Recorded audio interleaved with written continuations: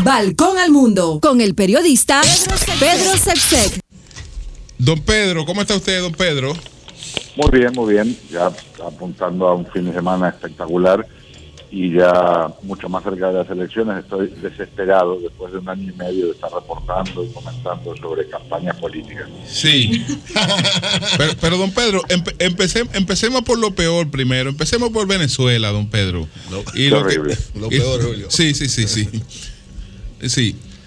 Es de verdad muy triste porque si en realidad hubiera un ápice de respeto por un concepto democrático, y si de verdad, cuando se llenan tanto la boca hablando de Hugo Chávez, respetaran algunas de las cosas que él enfatizó durante su etapa en el gobierno, ¿qué miedo le tienen al referendo revocatorio?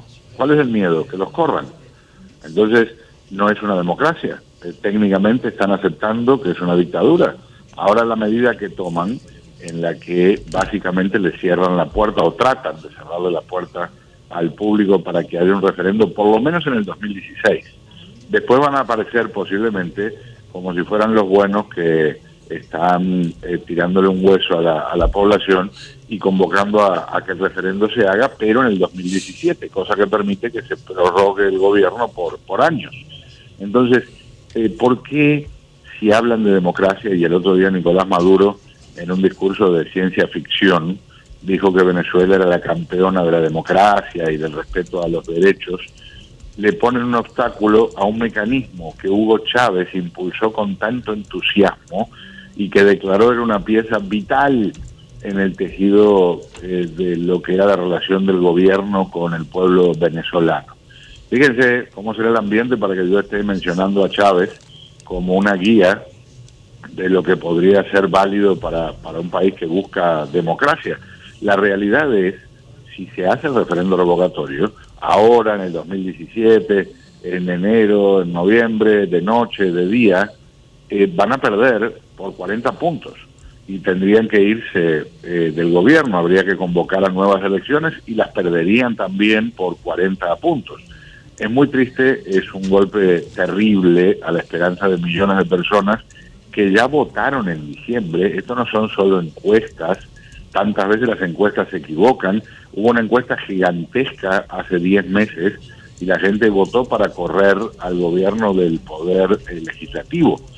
No quieren darle la oportunidad de mostrar lo que sienten otra vez en las urnas porque se llevaron una paliza, pero la paliza que se llevaron no fue con represión, fue con el voto en las urnas, que es el mecanismo más poderoso. Sí, don Pedro, entonces ahora vámonos a Estados Unidos. Aníbal tiene una pregunta. Sí, en ese sentido, ya pasaron los debates formales, los 3, si no me equivoco, por lo menos la gente entiende que ganó Hillary. Pero hubo una cena benéfica en la Fundación All Smith, una fundación religiosa, y empezó con broma.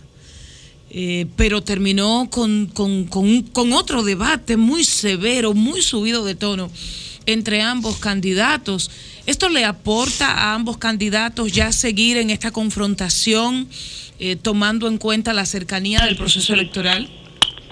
Bueno, en realidad fue un poquito diferente. Esta es una cena que tradicionalmente, esta es una cena de caridad católica. Sí. Y esta es una cena que se hace anualmente y tiene algunos aspectos muy parecidos a la cena de los corresponsales de la Casa Blanca a la que va el presidente de turno cada año. Hay una tradición de hacer bromas, es lo que se espera, que hagan bromas. Entonces, aquí lo que ocurrió fue, Donald Trump empezó a leer su discurso y primero lo aplaudieron y se rieron mucho porque hizo varias bromas muy buenas, incluyendo, por ejemplo, que la de Melania. Exactamente, que la primera dama de Estados Unidos había pronunciado un discurso y que la habían aplaudido y la habían elogiado y habían dicho que había sido un fenómeno, y resulta que después la esposa de él pronuncia exactamente el mismo discurso y no la aplauden y la critican, y la gente se rió mucho. Aquí se diría y la acaban. Sí, exactamente, entonces la gente se rió mucho, aplaudió porque por fin aparece el tradicional sentido del humor aquí en Estados Unidos, que incluye burlarse de sí mismo, y es una cosa muy refrescante históricamente. Entonces después dijo otro par de cosas que estuvieron de verdad graciosas, y entonces tiró 2-3 ladrillazos muy fuertes contra Hillary Clinton, que no le causó gracia a la gente, y primero hubo silencio y después empezaron los abucheos, y él dijo, ahí está ella tratando de disimular que odia a los católicos. Y por supuesto, como se imaginan, eso cayó como una patada en el hígado y muchos lo abuchearon. Él de todas formas siguió y completó su discurso. Después vino ella, hizo un discurso también burlándose mucho de Clinton. Se burló de ella, por supuesto también, pero los chistes de ella, que fueron fuertes, no fueron insultantes, no fueron, vamos a decir, eso de lo que sonó como una grosería en el discurso de Trump. Entonces, a ella la aplaudieron mucho. Ella dijo unas cosas muy simpáticas, por ejemplo, el aparato que se usa muchas veces para los discursos se llama teleprompter, entonces van leyendo de una pantalla. Sí. Esta vez no había teleprompter, entonces dijo ella, habrán notado que aquí no hay prompters, y eso por supuesto le da mucho más mérito. Por ejemplo, quiero felicitar al señor Donald Trump, porque es muy difícil estar leyendo y traduciendo al mismo tiempo del ruso que le escribió Putin. Don Pedro, fue muy don Pedro, pero el concepto, ahí ganan. Si Trump se hubiera mantenido en el tono que usó en la primera parte de su discurso, hubiera ganado puntos, y en realidad se espera que los dos ahí se burlen de ellos y hagan estas travesuras que en algunos casos son muy punzantes, pero se trata que no sea grosero, digamos. Lo que pasa es que a él después se le fue el tren y dijo 2-3 cosas que le cayeron mal a los presentes, y por supuesto ahora se está hablando de eso por todas partes. Don Pedro, estaba el tema del ataque a Mosul. Sí. Que aunque las tropas norteamericanas no están encabezando, son los asesores de este ataque. Se anuncia hoy de que ISIS, o Daesh, como se le quiera llamar, atacó Kirkuk, tomó rehenes, y es decir, ataca una nueva ciudad, incluso de donde nació el expresidente Saddam Hussein. Es decir, que en lugar de ello... Él era de Tikrit. De Tikrit, es cierto. Kirkuk es una zona petrolera donde hay realmente kurdos, hay bastante kurdos. Entonces, ¿qué escenario tenemos? Se habla también, y estamos viendo más imágenes de la presión de personas que huyen de la guerra, para Libia se convierte en un puente de... ¿Cómo afecta esto y cómo impacta en las elecciones? Bueno, varios puntos. Primero, esta es una ofensiva de esas raras que se viene anunciando hace más de un año. Por supuesto, los terroristas tuvieron tiempo para preparar una cantidad de mecanismos de defensa, incluyendo una red muy grande de túneles y una cantidad de trampas explosivas en muchos puntos. Eso dijo Trump en su exponencia. Él decía, ¿cómo anunciamos tanto que vamos a hacer algo? Sí, eso es una cosa bien extraña. Se viene anunciando.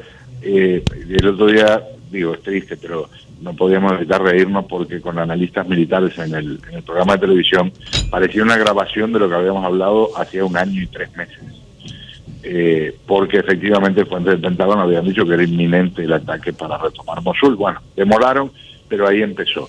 Este es un proceso que lo pinten como lo pinten, puede llevar meses, porque basta que 15, 20, 30, 40 queden por ahí disimulados entre la población civil para que haya ataques con carros bomba, para que haya distintos tipos de atentados, y va a ser muy difícil de verdad poder decir 100% segura la ciudad de Mosul. Ahora, ¿qué pasa? Si usted aprieta, es como si trata de apretar un globo. Mientras no explote, el globo va a tratar de salir por otro lugar, y esto es lo que está pasando con los terroristas. Están empezando a sentir ahora la presión en Mosul, y entonces están empezando a atacar en otros lugares. Kirkuk es un ejemplo. Hay por lo menos una docena de muertos, como usted decía, rehenes. Hubo otros ejemplos. Va a haber ataques ya hubo incluso en Bagdad, porque aprovechan estas circunstancias en las que, como les decía, basta un puñado, en algunos casos un terrorista, para tener un impacto muy importante. Ahora, el proceso, ya por ejemplo, ayer falleció un soldado estadounidense también. Aquí lo que están quedando al desnudo son muchas cosas de los dos lados, o de múltiples lados, porque acá no hay solo dos lados. El presidente Obama, por ejemplo, durante mucho tiempo dijo que de ninguna forma iba a haber para estas cosas lo que le llaman en español botas en el terreno, boots on the ground. Pero sí hay estadounidenses que, por más que les digan asesores, están muy cerca, son integrantes de fuerzas especiales que sí saben entrenar, pero más que eso lo que saben es actuar. Hay indicadores de tiro, hay controladores aéreos que están en tierra. Los indicadores de tiro son especialistas que van con un equipo de rayo láser y se instalan lo más cerca posible de un objetivo que esté rodeado de cosas que no quieren tocar, y le apunta con un rayo láser, y esa señal se transmite a ya sea helicópteros o aviones para que puedan disparar y ser lo más preciso posible. Ahora, ¿qué pasa? Para hacer eso hay que estar muy cerca del objetivo. Sin duda, ya murió uno, van a morir más estadounidenses, le guste o no le guste al discurso oficial aquí en este país. Y estamos en octubre, va a haber anuncios seguramente pronto de que, bueno, ya entramos en Mosul, o ya tenemos 14% de la ciudad bajo control, ya tenemos 25%, y yo me parece, como van las cosas, que tenemos por delante meses sangrientos en una ciudad que, por cierto, para poner en perspectiva, llegó a tener más de 1,5 millones de habitantes. Esto no es un pueblito. Así es, sí. Y esto, para pelear casa por casa, puede llevar una eternidad. Bueno, pues muchas gracias, don Pedro. Lo mejor para ustedes, un abrazo, buen fin de semana. Gracias. El Sol de la Mañana presentó Balcón al Mundo. Balcón al Mundo con el periodista Pedro Sepsek.